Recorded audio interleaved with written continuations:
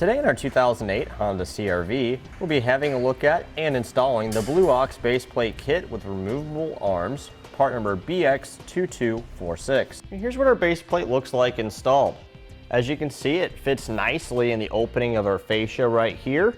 No modification required to the fascia at all, and it doesn't stick out past our license plate bracket, which means it's a clean, unobtrusive look on the front of our vehicle. When it's not in use, we can put these plugs in here where our removable arms go, and this will help keep any dirt and debris out from entering in there, making it difficult for us to insert our arms. To each side, we have our nice, easy use safety cable attachment point. About in the middle here, we have our prongs, which we can use to attach any electrical brackets that we may have, such as a 6-pole round or a 4-pole flat, for our towed vehicle lighting or our towed vehicle braking system. We have a nice mount that's included to mount our breakaway switch if we're using a towed vehicle braking system. As you can see, we already have a breakaway switch mounted. This is not included. You'll have to provide your own, or it comes with your braking system. Now, when we want to flat tow our CR-V behind our coach, we simply just remove our plug, keep it, take a removable arm, make sure our tab here is horizontal, stick it in place, push and twist, and then our locking pin here locks it into place so it can't rotate on out. If we want to remove it, just pull the pin out, twist back 90 degrees, and pull straight out. It's the same on both sides.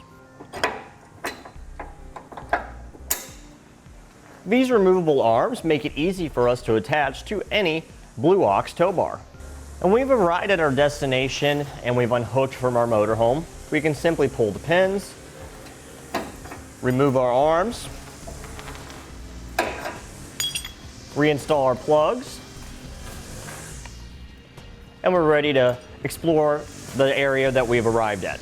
Now, what sets this base plate apart from others on the market is when you're hooking up your tow bar, you don't have to worry about having a crossbar in between here, which could make it difficult to insert your electrical plug that goes into your connector right here, or hook up to your breakaway switch. It gives you clean, unobstructed access to the middle here for any of your electrical connections. Now that we've gone over some features, we'll show you how to get it installed. All right, the first thing we need to do is remove our radiator cover right here. It is held in place with 7 pushpin fasteners just like this one here. The way these work is you just pry up on the center section here with a trim panel tool or a flathead screwdriver, and then the whole thing will pop out.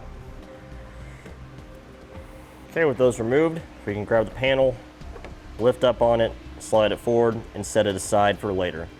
All right, now on each of our wheel wells, we have 2 Phillips screws and then a plastic push pin that we need to remove. So what we do on one side, we'll repeat on the other side from this point forward.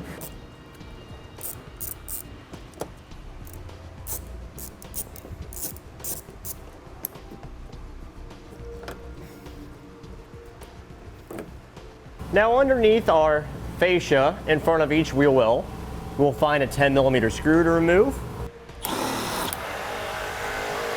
Right now, in most applications, we'll have 4 plastic push pin fasteners that go across these holes here that we'll need to remove. And all of our plastic push pin fasteners work the same way. We're prying out the middle section, and then the whole thing pops out. Now, with an extra set of hands, we can grab our corners of our fascia, pull back away from the fender, slide it off the vehicle. If you have fog lights, you'll need to disconnect the electrical harness for them, but our vehicle doesn't have those. And we'll set this aside so it doesn't get damaged. Now, on our driver's side of our vehicle, we need to remove our air intake baffle right here. It's held in place with these 2 rust-colored bolts. They're 10mm.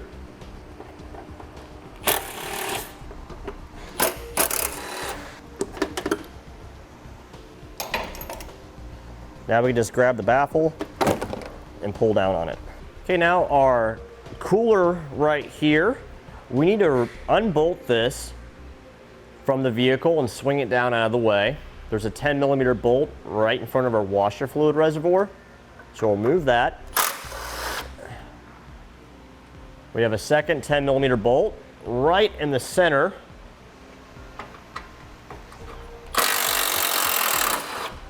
Remove that one as well. We have a plastic clip that will unclip it from the core support with a trim panel tool. We'll unclip this one here as well too. Okay, and then we have one additional clip on our driver's side. We'll pop loose. Then we can grab the whole cooler and it'll just swing down and hang off to the side out of the way. All right, now we will remove our temperature sensor here and the wiring harness. We have 4 plastic clips that hold it in place, one being on this bracket, so we'll just pop that down. Pop loose the wiring harness as well. There's 3, and here's the 4th one. And we'll swing this up and out of the way so it won't get damaged.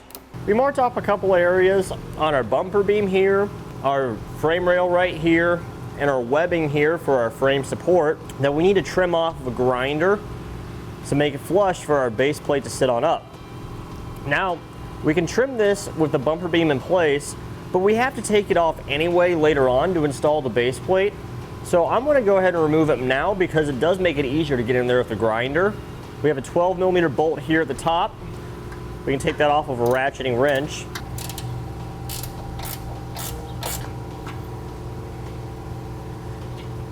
Okay, we have 2 more 12mm bolts that we need to remove. One on the side here, one on the bottom. Okay, with our bolts removed on both sides, we can lift up on the bumper beam and set it aside for our trimming. So we're just going to trim this area so it's flush with our frame rail right here.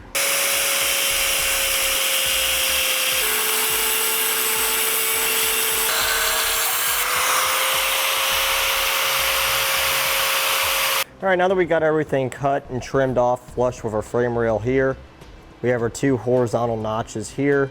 We need to bend this tab back. So we'll just hit it with a hammer a few times to knock it loose. Okay, that should be good enough. We'll make sure we do the same on the other side. All right, now we got our bumper beam in a vise so it's easy to work with. Still got our areas we need to trim off here so they're flush with the frame rail. So I'll just use our grinder again to do that.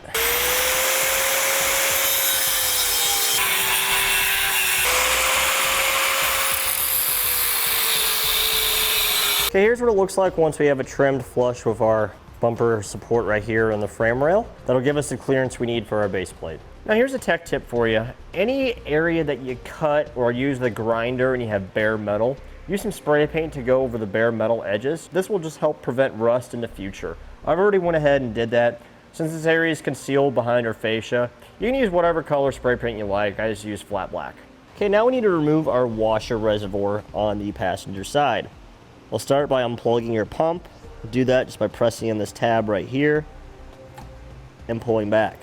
With the pump unplugged, we'll unplug the hoses for our washer nozzles. We'll just generally pull them off the nipples. Sometimes if you twist the hose while you pull it, it'll break the seal easier. Now if your washer fluid reservoir is full, you will have a leak at this point in time, but ours is already empty, so that's helpful for us. Now I marked one of our hoses and one of the nipples where they go respectively. That way we don't accidentally reverse them, so when we activate our front washer fluid, we don't get it accidentally coming out of the rear or vice versa. Now we'll just pop the hoses off the bottle and set them aside. Now we're safe to remove the tank. To remove our tank, there's 3 bolts. We have one here at the front and bottom corner. They're all 10mm. We have another one right here in the corner. And one right there. We can just grab our tank and swing it on over to the side, and that'll give us plenty of room to work. Okay, we have our base plate raised into position now and supported with a pair of jack stands. We also have it clamped tight against our vehicle's frame rail. Now we can use the 4 holes on each side as a guide to drill a pilot hole. All right, Right now that we have all of our holes started with a pilot hole, we'll enlarge them to the final size.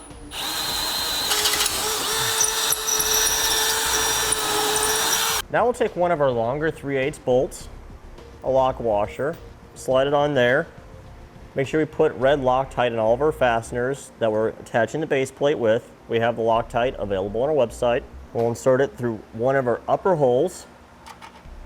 Take one of our handle nuts, slide it through our opening here, and get our bolt started. We're not going to tighten it down. We're going to leave everything loose for right now. We just want to get all of our hardware started. So everything we're doing on this side, we'll repeat on the other side. Okay, our bottom bolts holes, we'll get our shorter bolt. Again, make sure we put our Loctite on it. We'll slide a lock washer on from the other side, and then one of our 3/8 nuts. And we'll repeat the same process for our other bottom bolt. Now we'll do our other top one.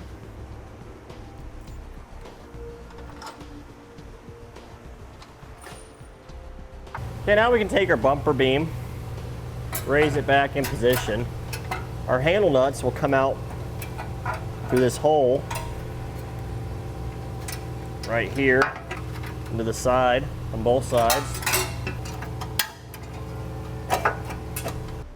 And we'll just tap it in position.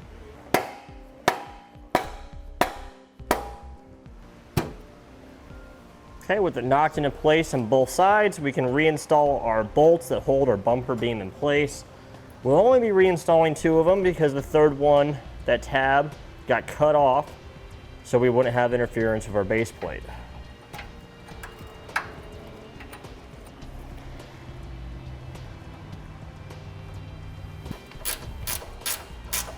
All right, now that we have our bumper beam in place, we can safely tighten all of our bolts for the base plate now. We'll start with the upper 2 first. We're using a torque wrench here, and we're torquing these to the amount specified in the instructions. And the reason you waited until the bumper beam was in place to tighten these down is because if the base plate was torqued all the way, you may have interference issues getting the bumper beam in place. Okay, our bottom ones, we need to use a wrench on the back side to hold the nut still while we tighten the bolt. All right, now we need to relocate our cooler hoses here.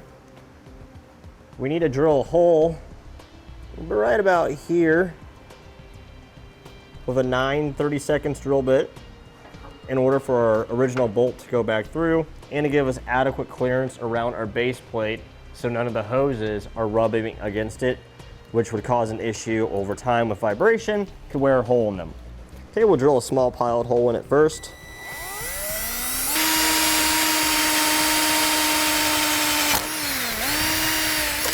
Okay, with the pilot hole made, we'll enlarge it out to the 9/32. Okay, and we'll reinstall our original bolt that held it in place. Okay, in this bottom section here, where I made a yellow line, we'll just trim that off of our rotary tool. Okay, then we'll reinstall our bolts and our clips that hold our cooler lines in place off to the sides of the vehicle. You may have to bend them over a little bit to get them to where you need them.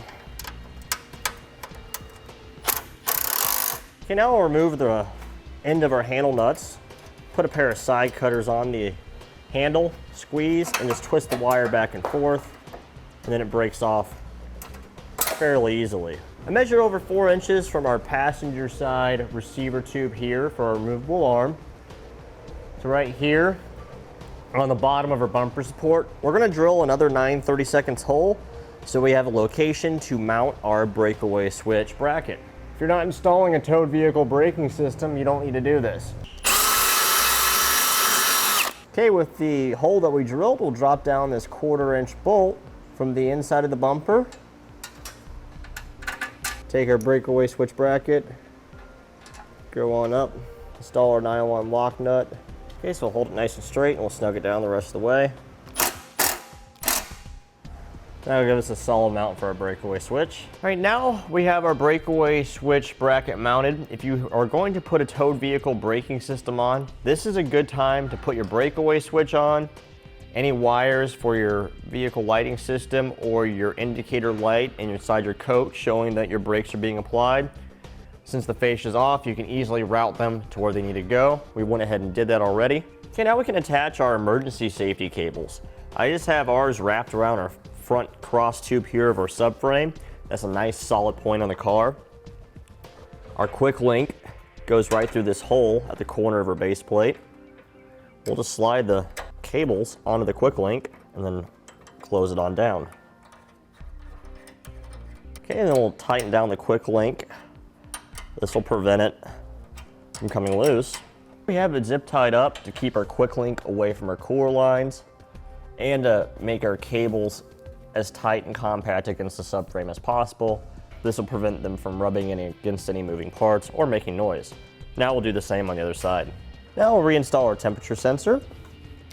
Just snap it back up into its original position. Okay, now we'll reinstall our snorkel and our washer fluid in the reverse order that we removed them.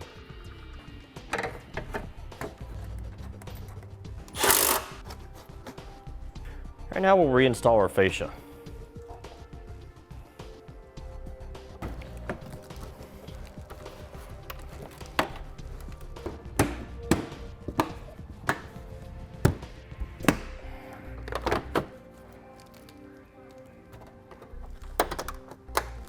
And that completes our look at and installation of the Blue Ox base plate kit with removable arms, part number BX2246 on our 2008 Honda CR-V.